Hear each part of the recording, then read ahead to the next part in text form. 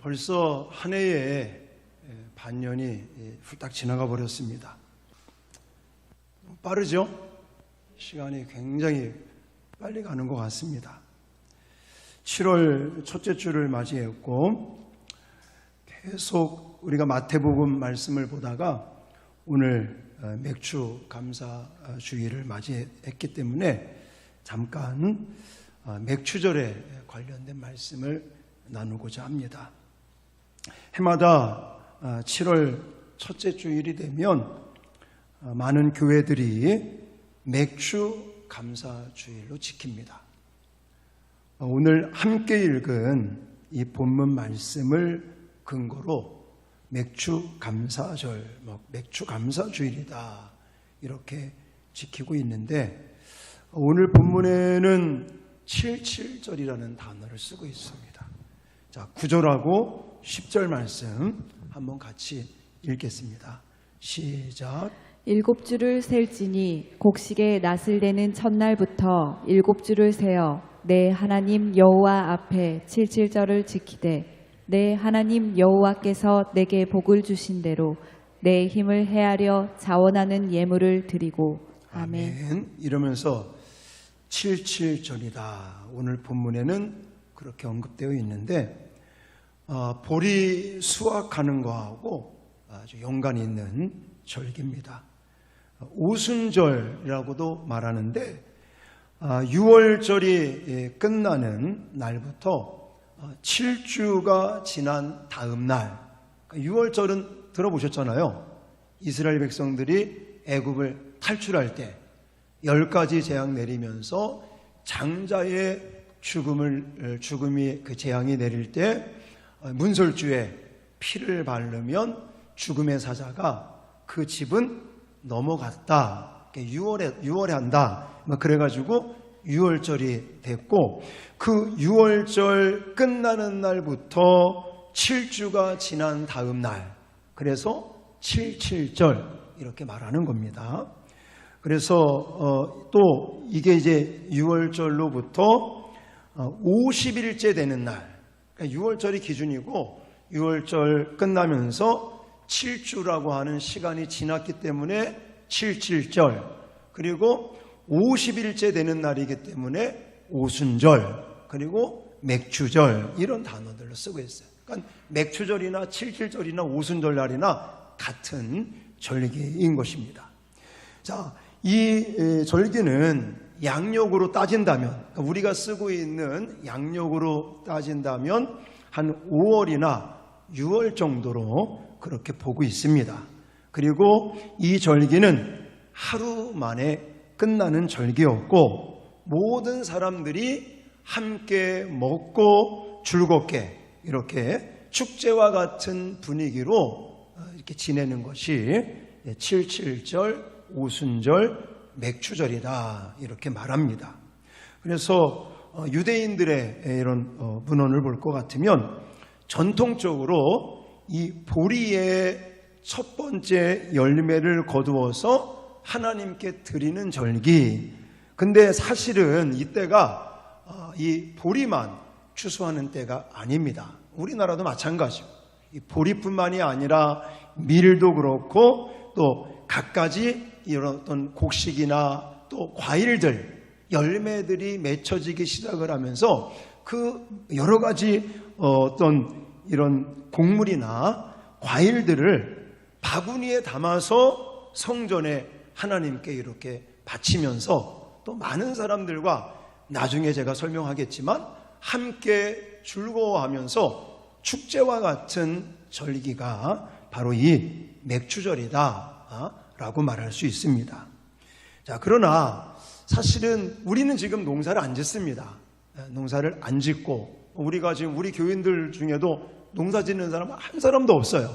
예를 들어 그냥 텃밭에 이런 거 몇 가지 심고 이런 사람은 있어도 다들 우리 도심지에 살고 있고 농사를 짓거나 추수하는 것은 없지만 한 해 동안에 반년이라고 하는 세월을 보내면서 하나님께서 이렇게 농사를 지어서 첫 번째 수확을 감사하며 하나님 앞에 영광을 돌리고 감사를 표현하는 것처럼 한 해에 반년이라고 하는 세월을 보내는 동안 하나님께서 우리에게 베푸신 은혜와 사랑에 대해서 우리는 다시 한번 감사하면서 우리는 맥주 감사절이라고 하는 절기로 이렇게 예배를 드리고 있는 것입니다.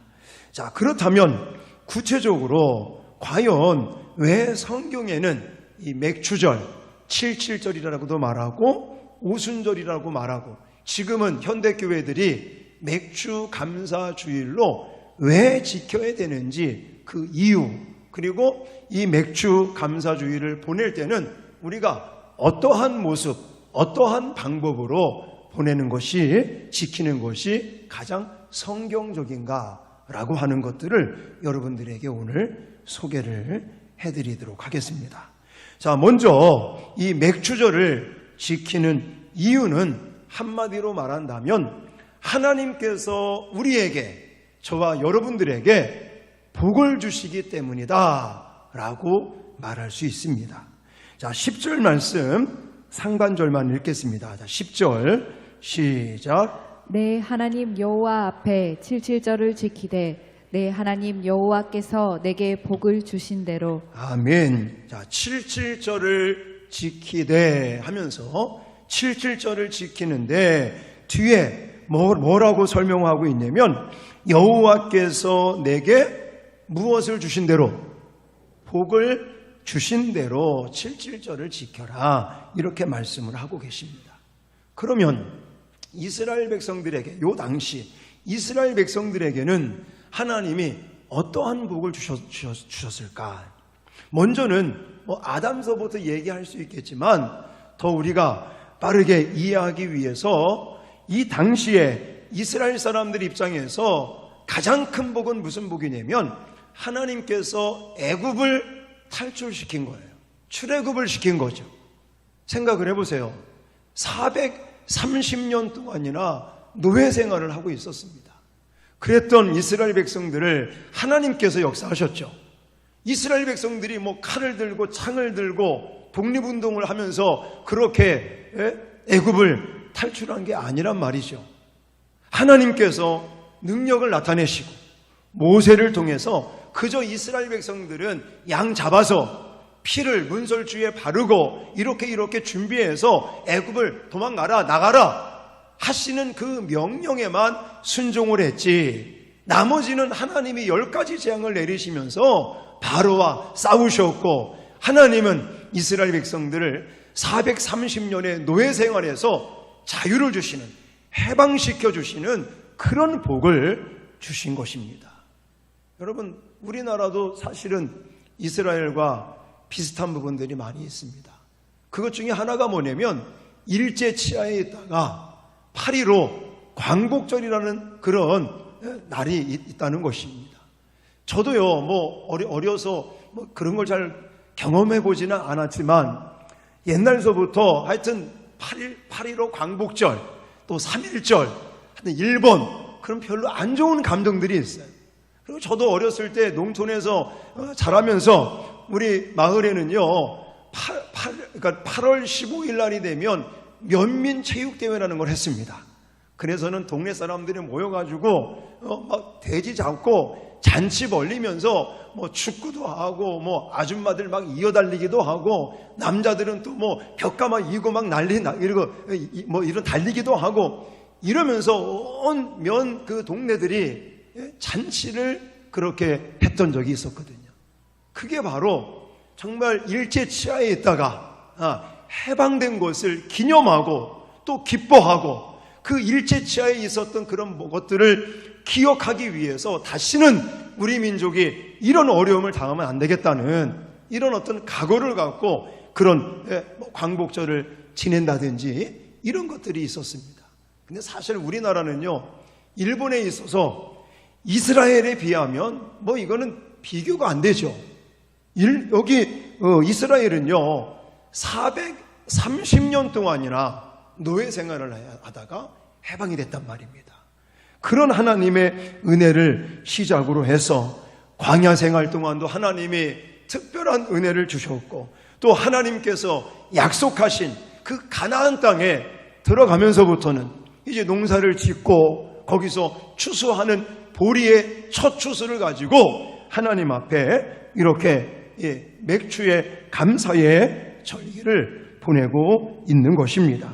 그리고 문헌에 볼 것 같으면 회당 예배의 시작부터 이스라엘 백성들은요, 매 해년 이 맥추절이 되면, 오순절 7일절이 되면 온 백성들이 하나님께서 친히, 하나님께서 본인이 직접 써주신 그 십계명 두 돌판, 그게 어디에 기록되어 있냐면 출애굽기 19장과 20장에 기록되어 있잖아요. 그러니까 하나님의 언약을 생각하고 하나님께서 이스라엘 백성들에게 베풀어 주셨던 그 복을 다시 한번 되새기고 기억하고 그 은혜를 마음에 다시 한번 새기면서 이 절기가 되면 이스라엘 사람들은 이 출애굽기 19장이라든지 20장이라든지 그리고 민수기 28장이라든지 이런 성경을 함께 이렇게 봉독하는 그런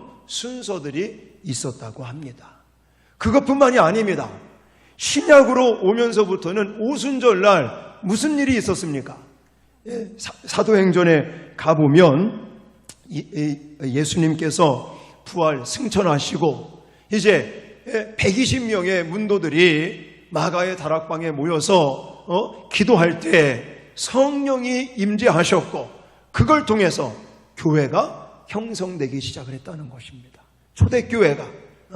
그걸 기점으로 해서 초대교회가 세워지고 이 땅에 복음이 땅끝까지 전하게 되는 그런 선교의 역사가 바로 오순절날에 나타났다는 것이죠. 자, 이것뿐만이 아닙니다. 하나님께서 때마다 일마다 공급하시고 때를 따라 채워주시는 이런 하나님의 은혜가 우리에게 복이 주어졌기 때문에 우리는 하나님 앞에 한 해 중에 반년이라고 하는 세월을 보내면서 하나님께서 우리에게 부어주신 복이 있기 때문에 우리는 하나님 앞에 이 감사의 절기를 보내고 있는 줄 믿습니다. 이런 말씀을 드리면 목사님 너무 힘들어요.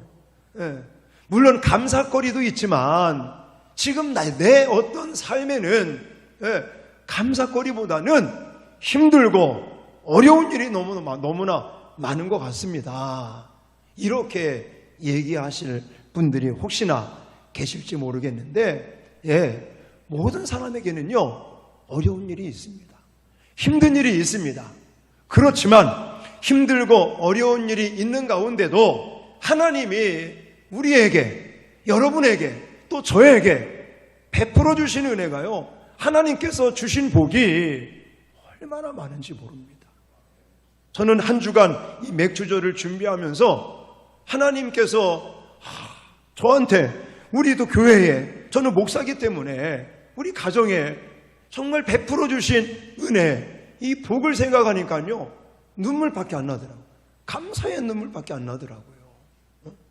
다들 느끼시겠지만 너무 감사하게 우리 교회에 하나님이 매주마다 새로운 사람들을 많이 보내주십니다. 또 매주마다 등록하신 분들 보내주십니다.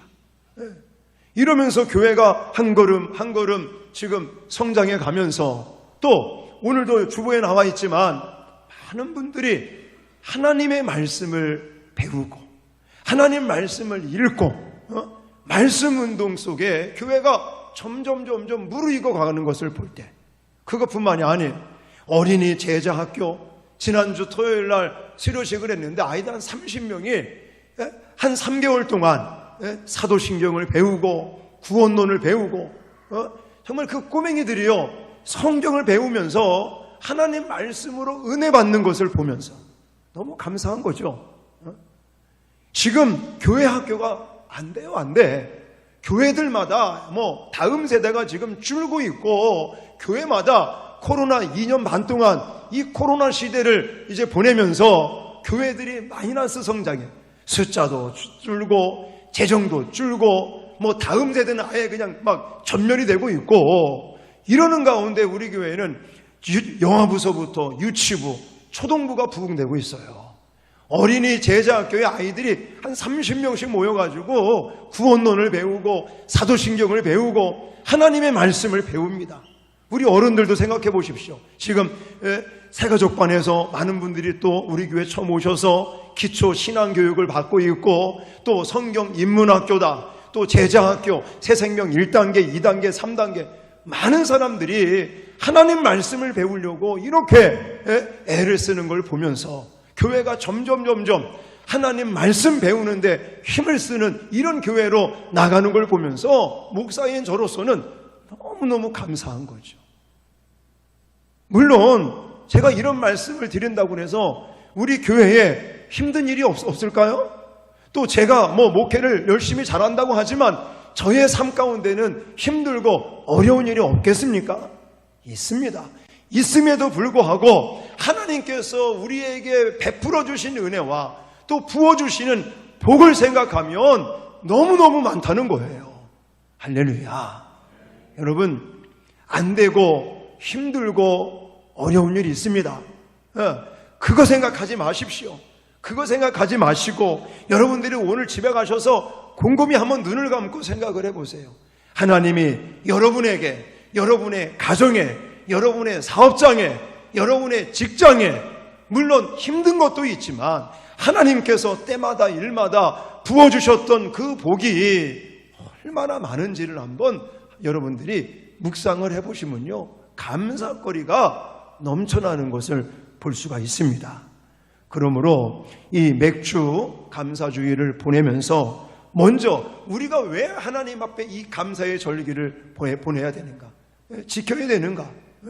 한 해를 이렇게 보내면서 이제 반년이라고 하는 반해를 지나오면서 하나님 앞에 이 감사의 절기를 지내는 분명한 이유는 하나님께서 저와 여러분들에게 부어주신 복이 있기 때문인 것을 믿으시기 바랍니다.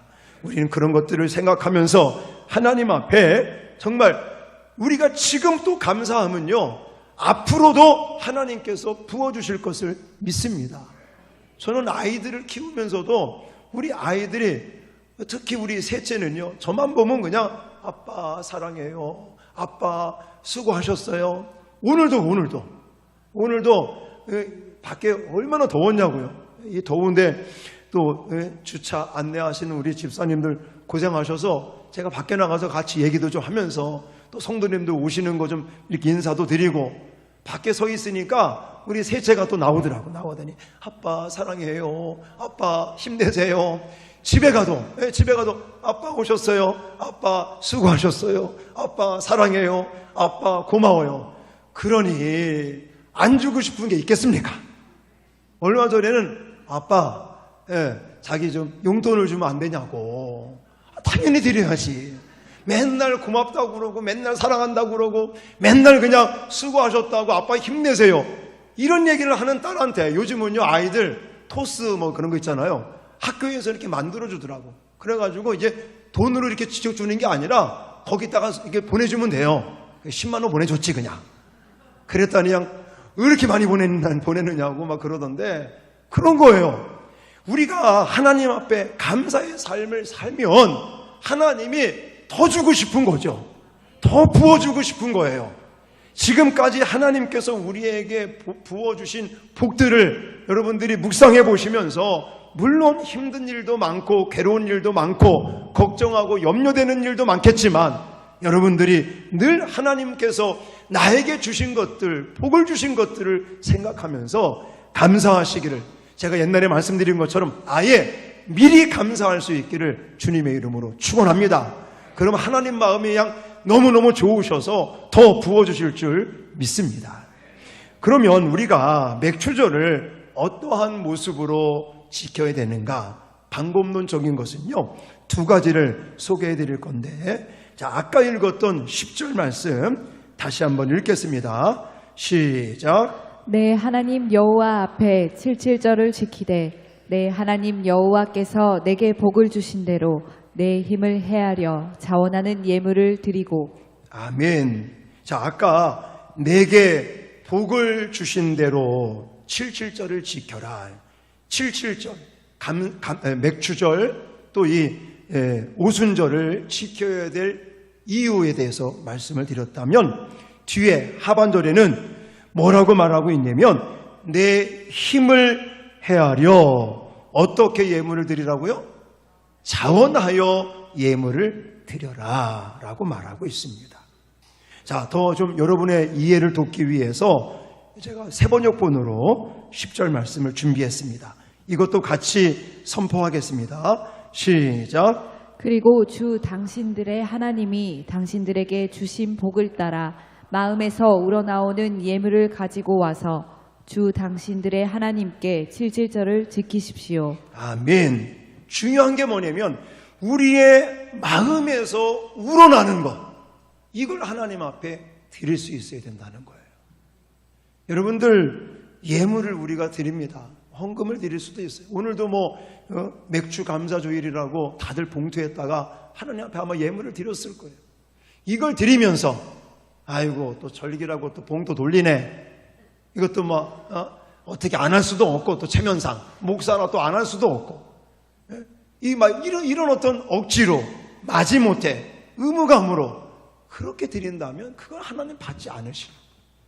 하나님이 원하시는 것은 기쁜 마음으로, 자원하는 마음으로, 또 즐거운 마음으로 하나님 앞에 감사의 감격으로 드리는 것을 원하십니다. 여러분, 고린도 후서 9장 6절로 7절에도 헌물에 대해서, 봉헌에 대해서 이렇게 이야기를 하고 있죠. 같이 읽겠습니다. 시작. 이것이 곧 적게 심는 자는 적게 거두고 많이 심는 자는 많이 거둔다 하는 말이로다. 각각 그 마음에 정한 대로 할 것이요 인색함으로나 억지로 하지 말지니 하나님은 즐겨내는 자를 사랑하시느니라. 아멘. 하나님은요, 내가 얼마나 많은 것을 드렸느냐, 금액적인 것을 따지시는 분이 아닙니다. 하나님은 우리의 마음 중심을 보시고, 내가 얼마나 마음을 다하여, 정성을 다하여, 자원함으로, 기쁜 마음으로, 방금 읽은 것처럼 인색함으로나 억지로 드리는 것이 아니라 기쁘고 즐거운 마음으로, 자원함으로 내 이 마음에서부터 우러나는 예물을 하나님은 받으시는 것입니다. 여러분, 이렇게 우리가 드려야지 하나님은 우리에게 더 큰 복을 주시는 거예요. 예수님께서 예물을 드리는 사람의 모습을 보고 칭찬하신 분이 금액을 많이 드린 사람이 절대 아닌 거 다 알고 있잖아요. 예수님께서 성전 앞에서 예물 드리는 사람의 모습을 보고 예수님께서 칭찬한 사람은요, 어마어마하게 큰 부자가 드리는 예물을 칭찬하지 않으셨습니다. 예수님은 그 2렙돈을 드리는 여인, 가난하지만 사실 2렙돈이라고 말한다면 지금 현재 우리의 화폐 가치로 따진다면 100원짜리 2개나 500원짜리 2개밖에 안 되는 거예요. 그걸 드렸는데 예수님은 다른 모든 사람들보다 이 여인이 가장 큰 것을 가장 기쁘게 하나님 앞에 드렸다라고 칭찬을 하시지 않습니까? 그 이유가 어디 있어요? 그 여인은요, 마음을 다하는 거예요. 이 마음에 우러나서 기쁘고 감사함으로 감격해서 자기의 모든 것을 드렸더니 금액을 따지시는 게 아니에요. 액수를 따지는 게 아닙니다. 많느냐 적으느냐 이걸 따지는 게 아닙니다. 여러분, 계속해서 고린도후서 9장 10절로 11절에 이렇게도 말씀을 하고 계십니다. 같이 읽겠습니다. 시작. 심는 자에게 씨와 먹을 양식을 주시는 이가 너희 심을 것을 주사 풍성하게 하시고 너의 의의 열매를 더하게 하시리니 너희가 모든 일에 넉넉하여 너그럽게 연보를 함은 그들이 우리로 말미암아 하나님께 감사하게 하는 것이라. 아멘. 아멘. 여러분, 우리가 방금 설명드린 것처럼 이 마음에서부터 우러난, 그래서 정말 기쁜 마음으로, 자원하는 마음으로, 인색함으로나 억지로 아니라 기쁜 마음으로, 자원하는 마음으로 하나님께 물질을 드리든 봉사를 하여 우리의 재능을 드리든 뭘 드리든 하나님이 그것을 기쁘게 받으시고 우리에게 풍족함으로 채워준다는 사실을 믿으시기 바랍니다. 여러분의 헌금 생활, 여러분의 봉사 생활 과연 어떻게 드립니까? 마지못해 억지로 그저 체면상 목사니까 장로님이니까 안수 집사님이고 권사님이니까 뭐 목자니까 사람들 이목이 있어서 그렇게 드립니까? 하나님 그런 거 받으시지 않습니다. 하나님이 받으시는 것은 여기서 마음에서부터 우러나 정말 자원하는 마음, 기쁜 마음으로 감격하여 기쁘게 감사함으로 드리는 것들을 하나님 받으시고 또 하나님께서 더 풍족하게 부어주신다는 사실을 믿으시기 바랍니다. 저는 지난번에 어떤 교회 목사님하고 교회 건축에 대한 이야기를 한 적이 있어요. 그분 교회도 건축을 하고 싶어가지고 또 어떤 이제 성도님이 헌금을 좀 하겠다 뭐 했다 해가지고 이제 건축을 계획하고 있는데 우리 노회 목사님 소개로 오셨더라고요. 그래서 명성교회 건축한 거에 대해서 좀 간증을 듣고 싶고 어떻게 하면 좋을지 조언을 듣고 싶다고. 그래서 제가 간증 아닌 또 자랑 아닌 간증과 자랑을 좀 했는데 하나님은요 제게 건축하는 은혜를 많이 주셨어요.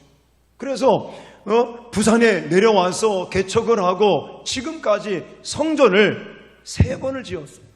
그랬더니 그분이 부럽다는 거예요. 자기 이제 지금 60이 넘어서 첫 번째 성전을 짓고 싶은 마음이 너무나 굴뚝 같은데 이것도 잘 될는지 모르겠다고. 어떻게 3번이나 건축을 하게 됐느냐고. 근데 이것뿐만이 아니죠. 제가 수원에서 10년 동안 부교육자 생활하면서 수원 명성교회에서도 건축을 2번이나 했어요. 구성전을 지을 때 또 그 태안 신두리에 수양관 지을 때도 또 있었고 또 군대 군종병으로 복무할 때 군인교회를 또 건축할 수 있는 그런 은혜들을 하나님 저한테 주셨어요. 근데 그런 간증을 하면서 옛날 생각이 나더라고요. 전도사 시절 때요 교회가 건축을 하겠다는데 전도사가 돼가지고 헌금을 하고 싶은데 헌금할 돈이 있어야죠. 그때 제 기억으로 아마 사례비가 30만 원인가 40만 원 받고 학교 다니고 막 이럴 때였거든요. 근데 너무너무 마음에 나도 건축 헌금을 하고 싶은데 이런 마음의 소망을 가지니까 하나님께서 공부를 잘해서가 아니라 선배 목사님들이 성경을 연구하는 그 동아리에서 수고한다고 저한테 장학금을 주더라고요. 그래서 그 장학금 학비는 어머님이 부모님이 대주시니까 그걸 건축원금으로 드린 적도 있고 또 더 드리고 싶은 거예요. 근데 가진 게 있어야지. 그래서 생각해낸 게 우리 결혼할 때 하나씩 주고받은 반지가 생각이 나길래 집사람하고 의논해서 그 반지를 또 하나님께 드리고 그런 어떤 기쁜 마음으로 이 마음에서부터 우러나는 그 감격적인 그 예물을 하나님께 드렸더니 하나님은 저한테 건축의 은사를 주셨다. 전 자랑처럼 그렇게 얘기를 합니다. 할렐루야.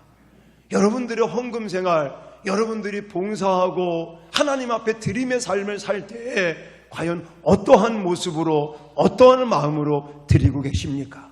중요한 것은 아까도 우리가 언급했지만 적게 심는 자는 적게 거두고 많이 심는 자는 많이 거둔다고 성경은 말씀하고 계십니다. 그리고 마음에 정한 대로 하시고 인색함으로나 억지로 하지 마시고 정말 기쁜 마음, 우러나는 그런 마음에서부터 나는 그런 드림의 삶을 사실 수 있기를 주님의 이름으로 축원합니다. 그러면요 하나님이 우리에게 더 풍성하게 채워주십니다. 그리고 또 한 가지 마지막으로 여러분에게 드릴 것은 이 맥추절의 절기는 이렇게 드리는 거야. 이렇게 드린다. 감사의 마음을 우러나서 하나님 앞에 자원함으로 드리는 것이고 마지막으로 2번째는 즐거움을 함께 나누는 겁니다. 자, 오늘 본문 말씀 11절 말씀을 같이 읽겠습니다. 자, 11절 시작. 너와 내 자녀와 노비와 내 성중에 있는 레위인과 및 너희 중에 있는 객과 고아와 과부가 함께 내 하나님 여호와께서 자기의 이름을 두시려고 택하신 곳에서 내 하나님 여호와 앞에서 즐거워할지니라. 아멘. 자, 여기 보니까 하나님께서 은혜를 주셨단 말입니다. 복을 주셨어요. 그래서 하나님 앞에 감사의 축제를 보내면서 절기를 지낼 때 나만 기뻐하고 나만 즐거워하고 그런 게 아닙니다. 여기 11절 보십시오. 자녀와 노비와 또 성중에 있는 레위인과 또 객과 고아와 과부와 함께 여호와 앞에서 함께 나누고 즐거워한다. 이렇게 나와 있습니다. 추수의 즐거움, 하나님께서 부어주시는 그 복에 대한 은혜를 나만 누리는 게 아니에요. 나만 가지고 있는 전유물이 아닙니다. 노비, 자녀도 물론 있지만 이 안에는 노비도 있고 또 객과 고아와 과부와 같은 소외된 사람과 함께 나누고 즐거워하라고 성경은 우리에게 말씀하고 계십니다. 그래서 우리가 하나님께로부터 받은 은혜와 복을 이제는 나누고 함께 즐거워하고 함께 베풀고 하는 이런 일들이 결국은 현대 그리스도인들이 살아가는 이 책임적인 부분이요 사명적인 부분이라는 사실들을 꼭 기억하시기를 주님의 이름으로 축원합니다. 그래서 우리 교회의 재정적인 목표도 50% 이상을 선교하고 나누고 구제하고 베푸는 재정이 우리 교회의 재정적인 목표입니다. 물론 이 금융비 부분이 있기 때문에 이런 부분들을 아직은 많이 하지는 못하고 있지만 우리 교회의 재정적인 목표는 이렇게 함께 하나님께서 베풀어 주신 은혜와 그 복과 사랑을 나누고 베풀고 하는 여기에 초점을 맞추고 있다. 그리고 이것들이 결국은 우리 이 신앙 공동체를 이루고 있는 우리 부산명성 교회의 목표고 지향해야 될 방향성이다라는 것을 여러분들에게 말씀을 드립니다. 자, 오늘 이 신명기 19장에 나타나는 맥추절 이 절기에 지키는 이유, 뭐 때문에 지킨다고요? 하나님께서 우리에게 복을 주시기 때문에 하나님 앞에 우리는 감사의 절기, 특히나 우리 농사를 짓지는 않지만 이제 반년이라고 하는 세월을 지내면서 지금까지 하나님께서 우리 교회와 여러분의 가정, 여러분의 삶의 구석구석에 하나님께서 부어주셨던 복에 대해서 날마다 묵상하고 감사하실 수 있는 저와 여러분들이 되어질 수 있기를 주님의 이름으로 축원합니다. 이런 절기, 맥추절을 지킬 때에 어떠한 방법, 어떠한 모습으로 지킨다고요? 먼저는 하나님 앞에 드림. 근데 억지로 마지못해 드리는 게 아니라 자원하는 마음으로, 기쁜 마음으로, 즐거운 마음으로 드리는 것을 하나님 받으시고, 그리고 하나님께서 우리에게 부어주셨던 은혜와 복을 이제 나뿐만이 아니라 또 자녀들뿐만이 아니라 그 안에 옛날에는 노비라든지 객이라든지 고아와 과부들, 이 가난하고 소외된 사람들과 함께 나누며 즐거움을 나누었던 것처럼 우리의 일상생활 속에서도 우리 주변에 어려운 사람들 또 정말 여러 가지 힘들고 또 지쳐있는 사람들을 향해 하나님의 사랑으로 나눌 수 있는 저와 여러분들이 되어질 수 있기를 주님의 이름으로 축원합니다.